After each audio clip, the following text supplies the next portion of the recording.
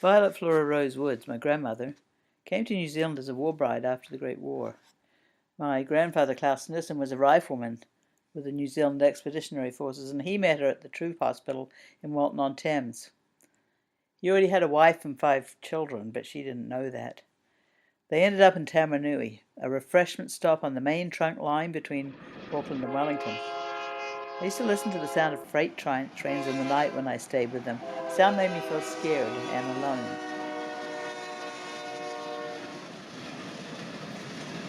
My head pounds, my throat is sore, and I feel hot. Klaus is in the bedroom dying. Grandmother is sending my brother and me to the train station to catch the train home to Paeatua.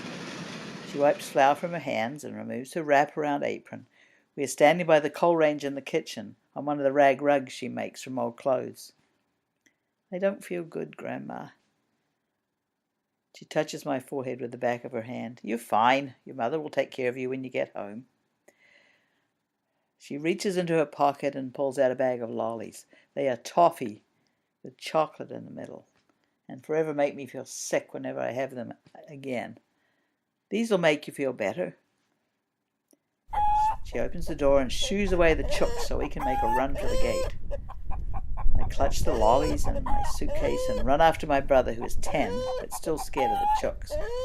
Make the gate safely and head to the station. My head pounds and I am getting hotter. On the train I am overtaken with nausea and vomit on the floor and on my brother Michael's feet.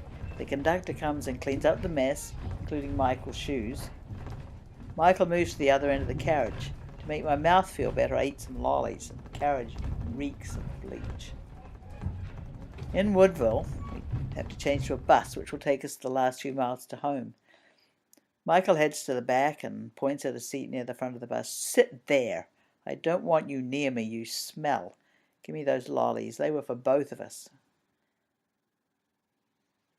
I sit alone by the window. A large Maori woman with a shopping basket sits down next to me, taking up 3/4 of the seat.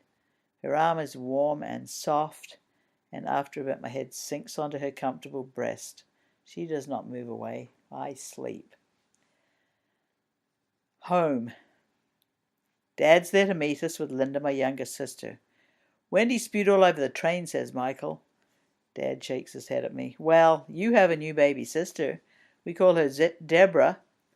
Zebra, I think. Funny name. No matter. In future we will all be known as Wendy, Linda, Deborah. I discover I have the measles. I'm returning from the farmer's co-op with a packet of 10 Capstan cork for my mum when I see a car pull up. Auntie June helps Grandma from the back seat of the car. Grandma's had a stroke and wears calipers on her left leg.